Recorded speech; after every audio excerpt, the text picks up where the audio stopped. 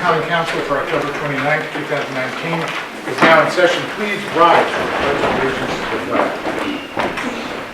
I pledge allegiance to the flag of the United States of America and to the republic for which it stands, one nation, under God, indivisible, with liberty and justice for all.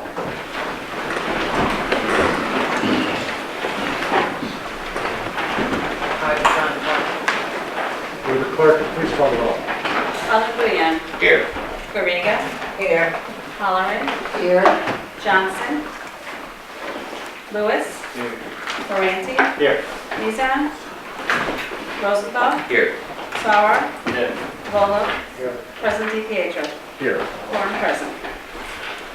Can someone introduce and second the reception of a call of the meeting and place it on file? I need an introduction and a second. Dewan and Rob. All in favor, please signify by saying aye. Aye. Anyone opposed? The motion passes. Councilman, I'm going to go with the first resolution, the last resolution first, so we can get that done before the longer discussion. This is a resolution authorizing an application to Enterprise Community Partners for funding to address displacement in the city of Hudson. You were all sent the attached document that explains what the application is for. And the proposal outlines what it addresses.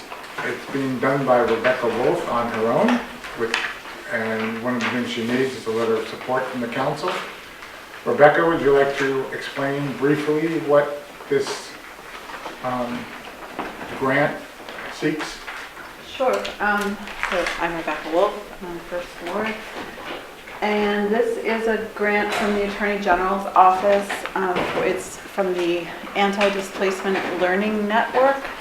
So it's a 3-phase grant that would provide, it goes to 10 cities in New York State and provides basically a framework and financial support for learning and sharing about strategies to combat displacement in the city. So it's peer-to-peer network, and it includes elected officials, stakeholders in the community, and community partners. So it brings together a project team that is composed of those kinds of people. And if we were to get the grant, the first and second phases basically are to identify strategies and select a strategy. And then we would be able to apply for the third phase, which would be funding to actually do the thing, do the strategy. So that's what it is. Thank you. Members of the council, any questions? Eileen? My understanding is it has to be filed in 2 days on the 31st. Correct. By the That's why I 31st. added it to tonight's meeting. So do you have the application in the form with all the data as you will submit it, and can you provide it to the council? Yeah, it's still a draft, but it's almost, it's pretty close to being done. I've been assisted in it by a woman named Sarah Black, who used to live in Hudson, is a geographer, and has been just putting together data using the available data that's already available to everybody in the studies that have been done since. There's one from 2002, one from 2012, one from 2017. And so yeah, I can definitely show you where it stands. Yeah. Okay, I certainly support the work that Enterprise Group intends to perform, but it seems like the application will be a thumbnail sketch, if you will, using data of how things are in Hudson. And it would have been nice, I think, as a council to see it beforehand. I'm sorry. Most grant applications don't give us their final application before we. And I do understand that, but like I said, this is, it seems to me from what I've read of what the application has to contain, I just think it would have been good if we knew ahead of time, Certainly. and we'll know in the next day or something, or tomorrow, I would assume, right? No, what? That, what the What the actual application. submission Yeah, will it's due look like. Thursday at 5 p.m. So, yeah, I have just been working on it, and, you know, I'm I've sure, I'm Yeah. sure. And I mean, I'd gone back and forth with the mayor's office about involving the city in producing the grant. And so, and up to this point, it's just been, you know, just me and Sarah. So, but I do, also, the application requires letters of support from community partners, and I have, if you want to hear the list of letters of support that are already attached to it, I'm happy to. It's Not for me, that'd be fine to come with the rest of it, sure. Okay, I'll just read that into the minutes or whatever this is.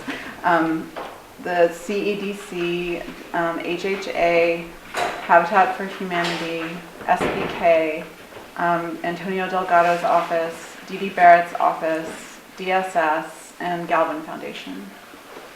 There's also a letter coming from BUPCO, which many of you know as the affordable housing developer in the region. Any other questions? Can I have an introduction in a second? John, come on. I'm sorry, what? Andy will not be with us tonight. He has composed most all these resolutions. Can I have a roll call vote? Alderman Guian. I think this is a great idea, and Rebecca, thank you for working on this. Aye. Garriga. Aye. Halloran. Aye. Johnson. Aye.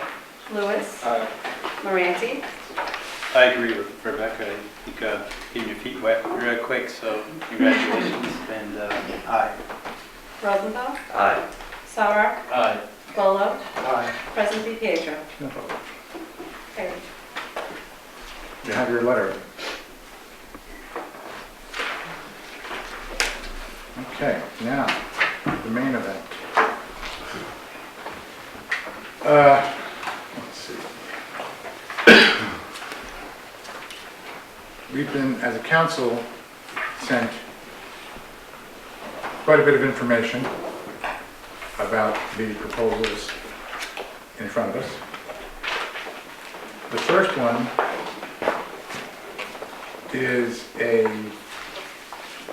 resolution allowing, determining that the repairs to be performed by the Hudson Housing Authority, actually, shouldn't that come second?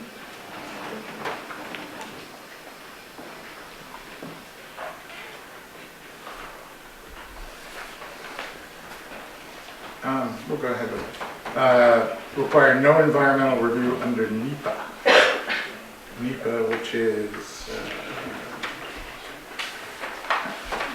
good question, the National Environmental Policy Act. This, of course, is something they need to proceed. It's been vetted by Andy. Are we going to go through each whereas, so Sure. we're clear on who's standing, Sure. so we can ask questions? Okay, let's do that. The Hudson Housing Authority currently operates public housing on certain real property located at 41 North 2nd Street in the city of Hudson. Whereas the Board of Commissioners of the authority, also known as the board, determined to convert the portfolio of public housing units to Section 8 project-based units under the Rental Assistance Demonstration Program, better known as RAD, of the United States Department of Housing and Urban Development. And whereas, as part of its RAD conversion, the authority is determined to perform certain repairs, upgrades, and capital replacements to the improvements located on the property. Whereas by resolution number 471 dated October 9th, 2019, the board determined that the project is a type 2 action pursuant to 6 NYCRR and that no environmental review is required. Whereas pursuant to 24 CFR section 58.2 and 58.4, the Common Council of the City of Hudson is the, quote, responsible entity, unquote, primarily responsible for environmental review, decision-making, and action that would otherwise apply to HUD, Housing and Urban Development, under the National Environmental Policy Act, NEPA, and the regulations promulgated by HUD thereunder. And whereas the project qualifies as a categorical exclusion as defined in the regulations promulgated by HUD under NEPA. Now therefore, be it resolved that based upon review of the project, the Common Council hereby determines that the project as described above is qualified as a categorical exclusion pursuant to 24 CFR section 58.35 and that no environmental review is required pursuant to NEPA. And be it further resolved that each of the mayor or Common Council president of the city, each an authorized officer, B, and each of them hereby is singly or jointly authorized, empowered, and directed in the name and on behalf of the city to take all actions and to execute and deliver any and all documents which they, in the exercise of their reasonable discretion, deem necessary, advisable, or appropriate to effect the aforementioned actions and resolutions, without further authority or approval by the Common Council of the City, and be it further resolved that all of the foregoing resolutions are in furtherance of the purposes of the city. Do I have an introduction and a second?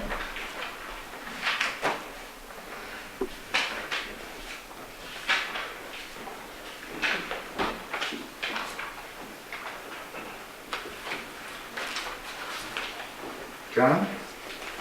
Tiffany? A roll call vote, please. Alderman Bouillon. Can we just ask a couple of questions first? I guess these resolutions are new from what we sent a week ago, so this is, They I were, never sent resolution. yeah, these weren't sent, these are new. right. Tonight, I mean, I'm saying. Okay, then we probably should go back a second and follow that rule about resolutions that haven't been presented before. Although that's kind of the purpose of a special meeting. Oh, general fund? Oh, okay. No, we don't have to do that. Okay. Yes, these are revised resolutions. Okay. So, I guess, so this is the first time I'm seeing this resolution. The funding is coming on a federal level, not a state level, so, We're just talking about the seeker. Funding, The there's settlements nothing that about need this the resolution. well, these are the first time I'm seeing these two, so I'm trying to understand the difference between them. Yeah. Okay. So maybe we can understand the difference between the two resolutions.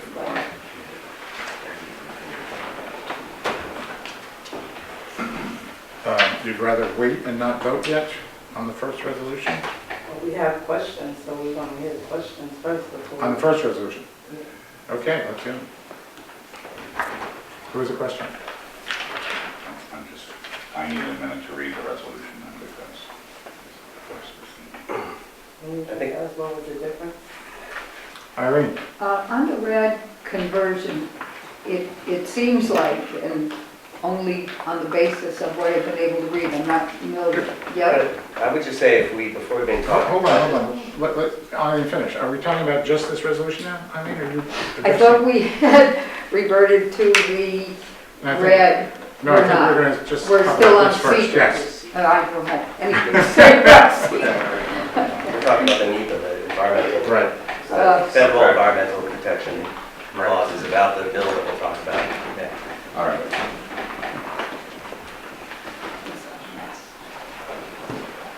These are procedural. Any other questions?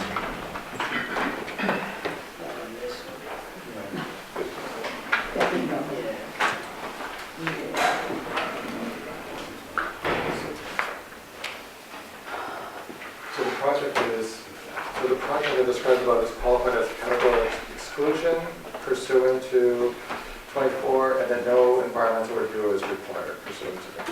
These are about borrowing money, essentially. So if any of the environmental regulations about the borrowing, obviously there aren't going to be any because it's about a loan. I assume, correct? Tim, Dan, would you like to, Dan Hubble, you want to identify yourself? Yeah, Dan Hubble, Whiteman Osterman. And I am counsel for the Housing Authority for the RAD conversion. We've got Tim Tice, who's our executive director here, and also Mike Bruno, who is our corporation counsel for the Housing Authority. So there's two resolutions before you today. The first is a resolution for NEPA. So NEPA is the environmental review that HUD requires every housing authority to go through when they're doing a RAD conversion. NEPA is not all that unlike seeker. I think seeker is probably you guys are a little more familiar with. Under seeker, you have type 1, type 2 actions. And so this action was already found to be a type 2 action under seeker by the board. The board is a public entity as well, and it is subject to seeker. And so as lead agency, it made a determination that it was a type 2 action. Now, just like under seeker, you have type 2 actions, which are repairs, replacements of existing infrastructure, not expanding, so like what we're talking about here, when we talk about the project, we're talking about here is mainly replacing the elevator. The elevator desperately needs to be replaced, it's number one. Bringing some units that have been offline, bringing those units back online, and making other improvements to the existing building, the existing Bliss Tower and the low-rise unit. So we're not talking about putting up new buildings. That would arguably be a type 1 action. We're not talking about doing any disturbance at all of existing, the existing site. So this is just. Do you have a list with you? Because we did request what would be. Yep. And that was provided to you in the spreadsheet that you guys have. That is the what's called a capital needs assessment, and that breaks it down over 20 years as to improvements that the housing authority will be making. And so these improvements that the housing authority is making are in that sheet. They're not going to be doing all 20 years worth. They're going to be doing what, the first few years? First 10 years. Yeah, first 10 years. So that's what we're going to be doing. So that's what the project consists of. Now, as far as the NEPA Part 58 review, NEPA provides under 58.34 that those items classified as a categorical exception, or categorical exclusion, are not subject to NEPA. This project, because this is just replacement repairs of existing infrastructure, no new construction, no additions to the site, none of that other stuff. So we're in secret type 2 world, that's categorical exclusion world in NEPA. So as part of the documents you submitted, they're all part of the record. And just to answer, I think, Tiffany's concern, you will be held responsible for doing exactly what's in that outline of repairs and renovations. Exactly. So when we do the RAD conversion, there is a contract to do the RAD conversion. HUD has different silos, different programs. Right now we are in the public housing unit silo, section 9 silo. They're going to take HHA and move it into the section 8 silo. Now we understand section 8 to be in HHA administers a section 8 program within the city of Hudson. We understand to get a voucher, you go to wherever you can find a landlord that will take your voucher. These are project-based vouchers, so these vouchers are attached to the units themselves. So existing residents will not be displaced. You're going to stay right in those units. They'll get a project-based voucher, which gives them, attaches to that unit. And then what essentially happens is the housing authority will enter into a contract with HUD. And as part of that contract, we have to perform these repairs. So with the rehabilitation, as you mentioned, with the low rise, where would you be placing the tenants that still remain in the low rise? The low-rise units that we're specifically targeting are those units that are currently offline. So there's no planned rehab for those particular units, just the offline units are the units that we're targeting with the funding or the loan that we're seeking to secure as part of the RAD conversion. So there are 25 units offline, as Dan mentioned, and those are the units that we're targeting for rehab to get those back online. So that's inside Bliss and the low rise. That's correct. Yep. And with remaining as a Section 8 voucher program with the apartments, everything will remain as public housing status, the same as far as utilities included, rent by your income still considered low income. Yes. Nothing changes, absolutely nothing changes, and I think the decision that the board made was an important decision as far as keeping control of the Public Housing Authority assets and not getting into a partnership situation or entity at this time.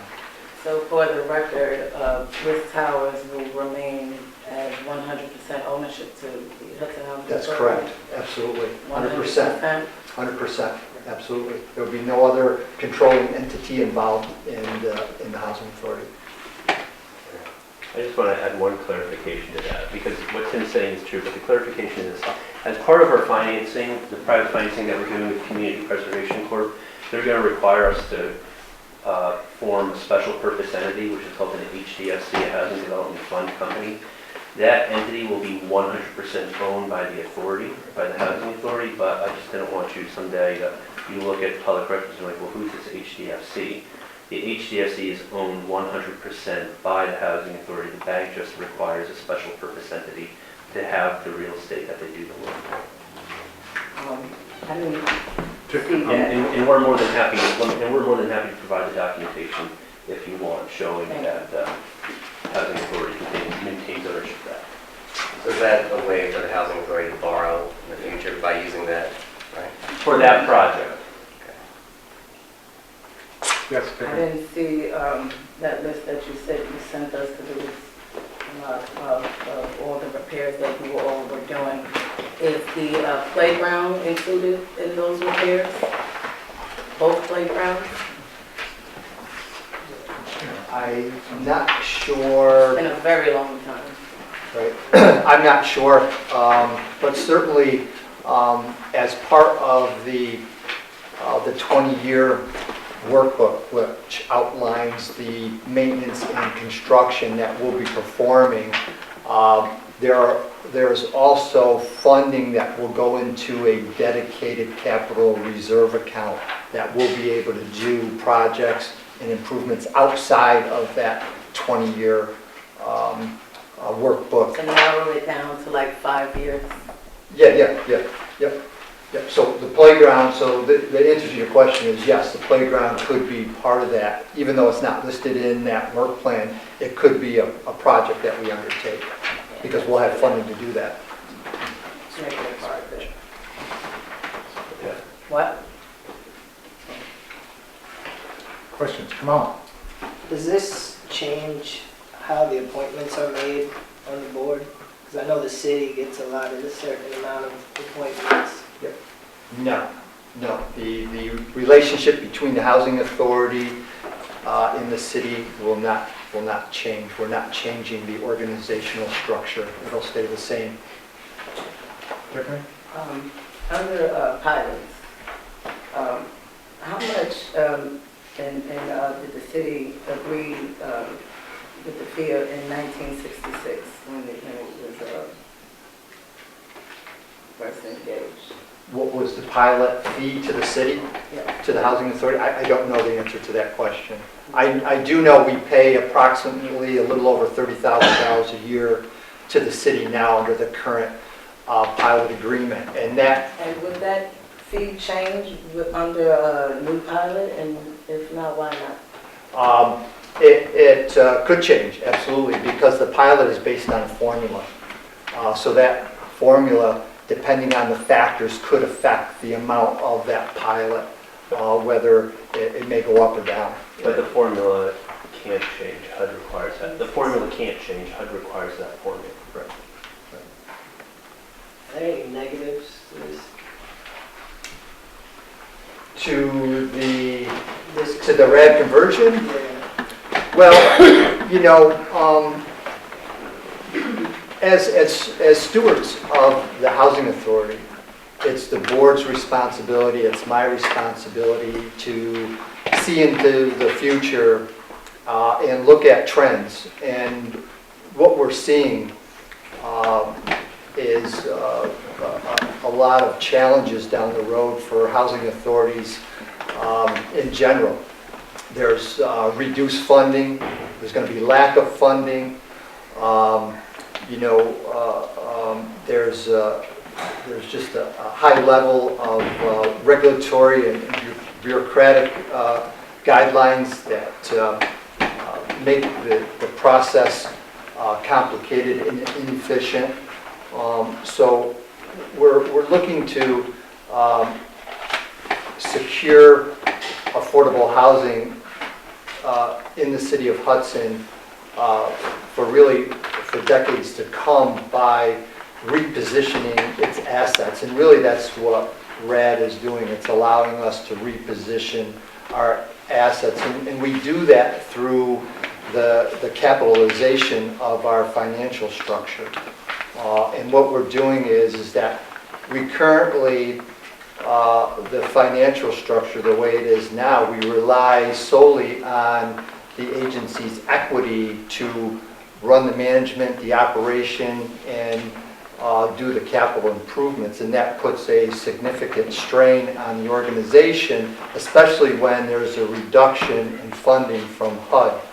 So what we're trying to do is introduce debt into the equation so we have a more even debt to equity ratio, so we take the stress off of the organization, so we make it a little bit more sustainable long term. So that's really kind of the overarching goal of why we're doing a RAD conversion, and just being able to create more sustainability, long-term sustainability for the housing authority based on the trends that we're seeing coming down the road. Any more council questions first? Eileen? Please. So with what you just described, do you see the city's fiduciary responsibility changing? I don't know what it is today. I'm not familiar with how much oversight the city has into how the authority is funded. But going forward, some of what I read and had some help on understanding indicates that certain loans, like from New York State to the housing authority, should those default or not be paid, the city would be liable for those. So I'm just wondering how, if at all, and I think it will change somehow, but I think it's something as a council we might want to look at. It is, but I think we're looking at, that's looking too far ahead in terms of these resolutions. Just to assure you, and to answer your question, the proposal that we're putting forward, the loan amount that we're securing, is all going through a very rigorous process of underwriting by the U.S. Department of HUD. And they will not sign off on that until they are comfortable with all the numbers. And we're actually going through that process now. We're going through the underwriting process where HUD is looking at the pro forma, they're looking at all the numbers, and they're asking us obviously a number of questions, and making sure that when they approve this deal, that there is 100% certainty that there will be no default and there will be no liability on the city, that will be able to collateralize that debt over the 20 years. And we've proven that we can, and with quite a bit of surplus cash annually, much more than how we're operating now. Thank you. I think it is important that we understand No, now I'm when not saying, we vote. don't get me wrong, I'm not saying that. I But just the want- point is, oh, go ahead, Dan. I just wanted to clarify that the financing coming in intended financing come in as private financing from Community Preservation Corp. They're not the state, they're not the federal government, they are a private financier that does these loans to housing authorities across New York State. And I provided this in the email to you earlier today, that under the public housing law, outside of loans from the state, Right. you're not, as I read the law, I'm not your counsel, but as I read the law, you're not obligated to pay anything on a private loan with CPC unless if you expressly assume Right. that you'd be a guarantor, and we don't have any indication that's going to be the case. And just one more question. Would the council have to approve if at some point in the future it was necessary for the housing authority to ask for a loan from the state? My reading, again, I'm not your attorney, Right. he's not here. Right. Our reading of the public housing law is that, generally speaking, any project of the authority would require city council approval. Private financing, so I'm not sure private financing would require your approval, but I certainly would think that if the city's going to be making if the state's going to be making loans to the city, and we've had lots of conversations with the state about this affordable housing here, the state would, I'm sure, would have you involved. Great. Thank you. Oh, okay, sorry. Dominic? Just a quick question, because you're still have tax exempt status, correct?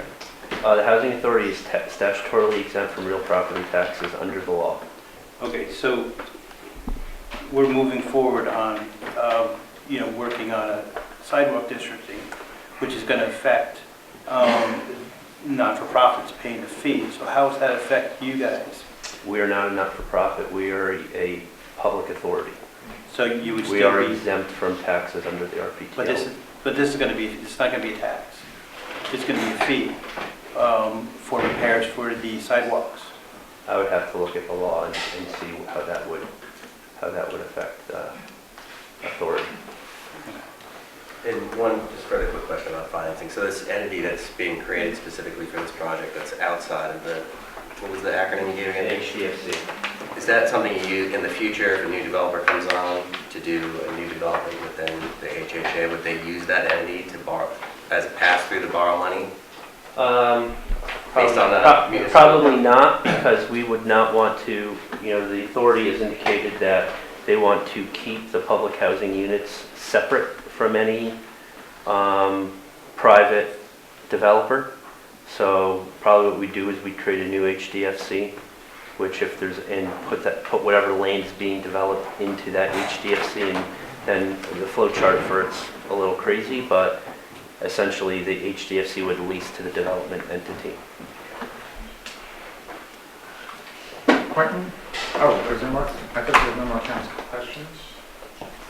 Quentin? Quentin Cross, 32 North Fifth Street.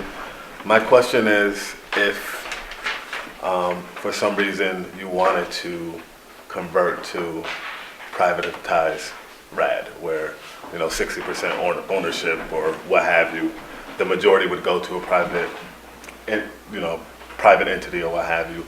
Would you need common council approval for that, or can you do that on your own without council approval? The question is if we are... Right now, you're saying you're going public, it's going to be 100% owned by Hudson Housing Authority, but RAD traditionally, If we were going to bring in a developer to do a full rehabilitation of the site, not that site or any pieces where... any project any development project that, as we read the law, any development project at some point needs to be approved by the city. The development project, what about the privatization? That would be part of the development project. Thank you. Anyone else? Okay. I got questions when we get into the next one. I think that was comprehensive, but you can continue with, should we vote on the first one, or? We're just, Then you- where are we? The easy one. Geneva. Okay, I guess we'll vote on it. Alderman Guian. Aye. Garriga. Aye. Halleran. Aye. Johnson. Aye. Lewis. Aye. Moranti. Aye. Rosendahl. Aye. Sauer. Aye. Lolo. Aye. Presley Pietro. No vote. Carried. So we get to the other resolution, which is the heart of the matter. It's only been slightly revised, and let me tell you, most of the revisions were put forth by Alderman Garriga in hopes that, or to guarantee pretty much everything we've been told about the RAD conversion. Is that fair? That is correct, and I just have a couple of questions on the. Sure. Okay, let's start with an introduction in a second. Tiffany and Rob. Okay, discussion is open. Tiffany. I don't know if you want to start breaking it down. It's a lot to read.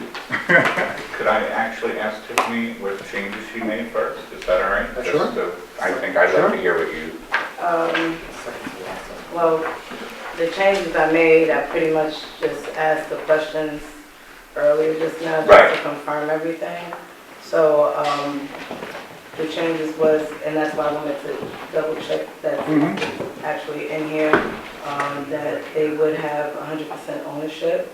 The changes is that the council, which is on the first page, I believe, that the common council supports the rehabilitation of those towers, but is opposed to privatization. Yep. It's the 1, 2, 3, 4, 5, 6, 7. Of the The state eighth. facility. The eighth whereas. Yes, the second on the whereas. And also, it's also added the third whereas up, where it says the authority will further remain in compliance with tenant protections, because I was told by our city attorney that this was not included. okay. So it is included. I know we requested at our last meeting. So the authority will further remain in compliance with tenant protections as outlined under joint housing PIH notice with these sections, and will make further make sure that the tenants are protected by ensuring after the rehabilitation that all fire exits are open and available to tenants. And with that said, I spoke to Andy, and with this schedule and everything was a bit of a rush. Excuse me. I'm sorry, these are the first time we've seen these changes. Okay. So Oh. we're, That's fine. I spoke with Timothy's, and I spoke with Randall Martin, particularly about the fire exits. Yes. And we agreed on having the main exit of the elevator open, correct? Yeah.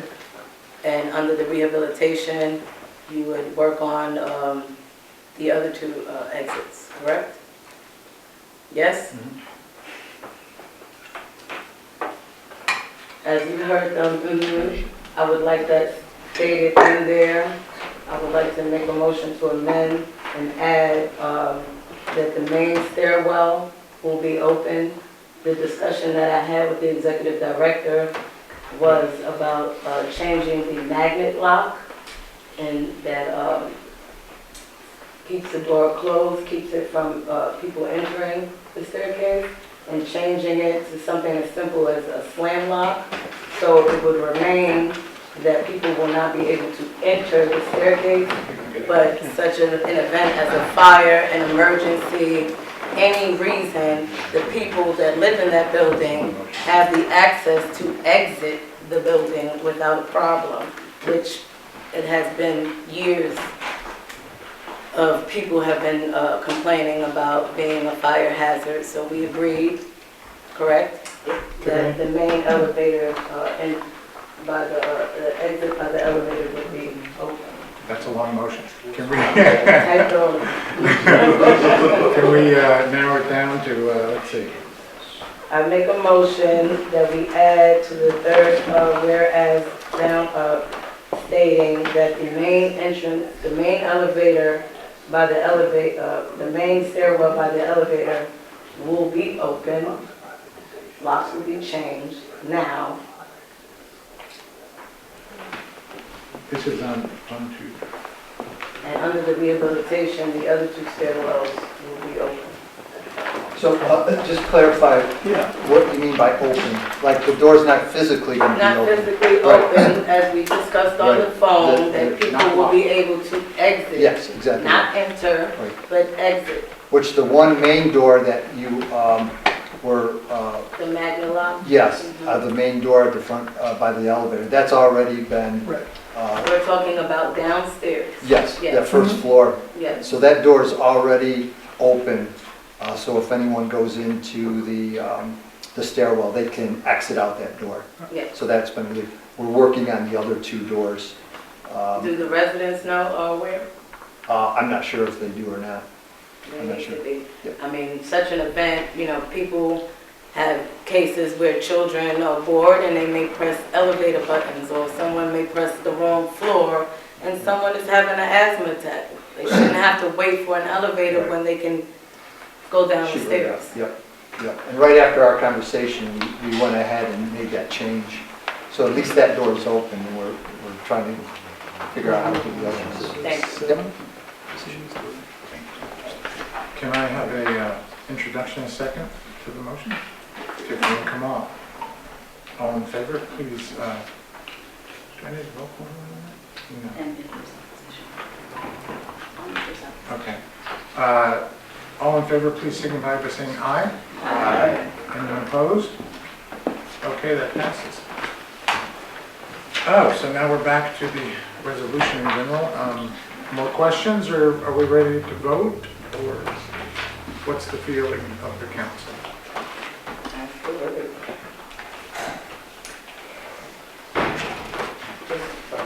Yes. Just to clarify, from my understanding, this isn't about the privatization of the building itself, but privatization of how you go about your capital funding. So that capital funding goes out, you can, as opposed to just getting money from HUD, you can go out and get money from private investors who then get a low income tax, who get a tax credit for investing. And this way, I would imagine, I'm assuming you're in more control of your funding than, as opposed to just depending upon how much money HUD can give you. I mean, I'm assuming that's Are you the asking me what that means? I'm assuming that's the advantage. Yeah.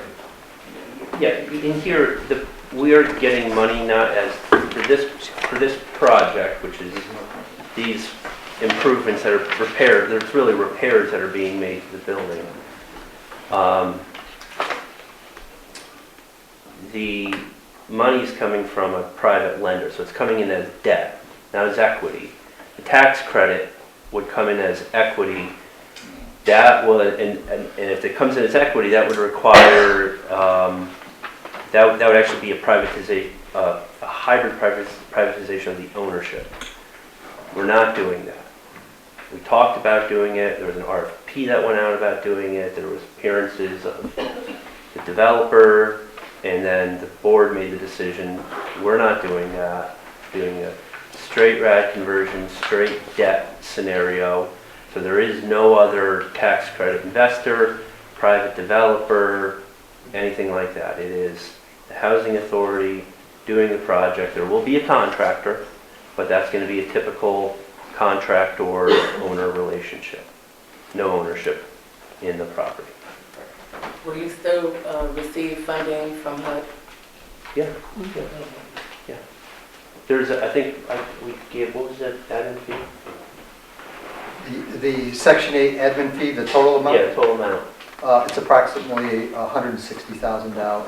And then we also get the subsidized rents, right? Plus the Yeah, subsidized, plus the subsidized rents, which actually are which is actually higher than than what are.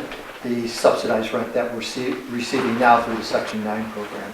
And we're adding. Does your contract, working with the contractor, do you have to do prevailing wage? Now it's a private, it's actually private funding, but you're still going through a public entity?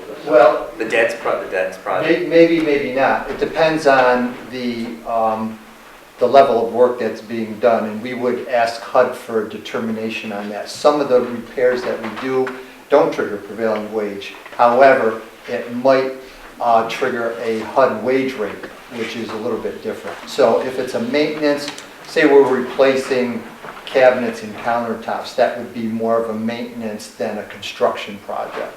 So that wouldn't trigger prevailing wage rate, that would be a HUD wage rate. So it may or may not, the degree of work may or may not trigger prevailing wage. Obviously, the elevator work would definitely trigger prevailing wage, but the rehab of the units may not.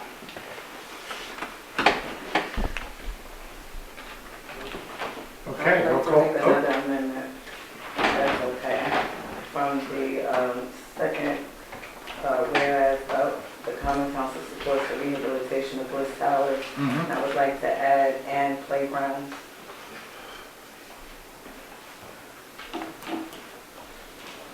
Can I have a motion and a second? My motion. I'm sorry. And then an introduction and a second. Dewan and John. All in favor, please signify by saying aye. Aye. Anyone opposed? Motion carries. A roll call vote. Alderman Guian. Thank you for all this, Tiffany. Aye. Doriga. Halloran. Aye. Johnson. Aye. Lewis. Aye. Moranti. Aye. Rosenbaum. Aye. Sauer. Aye. Lolo. Aye. President Pietro. I would vote on this because I'm so happy that this is going through. This means 25 units will be back online. That is creating housing in the city of Hudson. I vote yes. Carried. Taking out people. Tiffany, and now let me thank Tiffany, who, this was a long haul, and you served us well. John Rosenthal as well. Kamal, the people who are, and Dewan, who are on the working committee.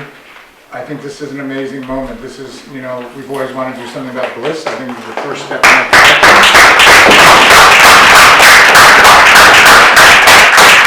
For, you know, coming back And and not being scared away by the first encounter. And thank you, Tim Matisse, you know, for recognizing that it is a fire hazard, and I'll have a request if you don't mind. Sure. We noticed that in all New York State public housing authorities, they have a nice sign that says, "Welcome to," the name of their housing authority. You have a sign there, that's the rules, we understand the rules, but can we have a nice sign Absolutely. that says, "Welcome to Bliss Towers"? You got it. Thank you. All right. Thank you. Oh, and one last thing. I want to thank the teenagers here who are here tonight for their school assignment. You've really seen, you know, a quasi-historic meeting of the Common Council. So thank you for coming, and if you need a signature, I'm here.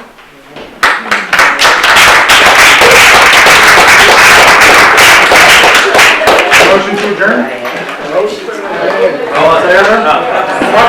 Oh, I'm sorry. Resolution.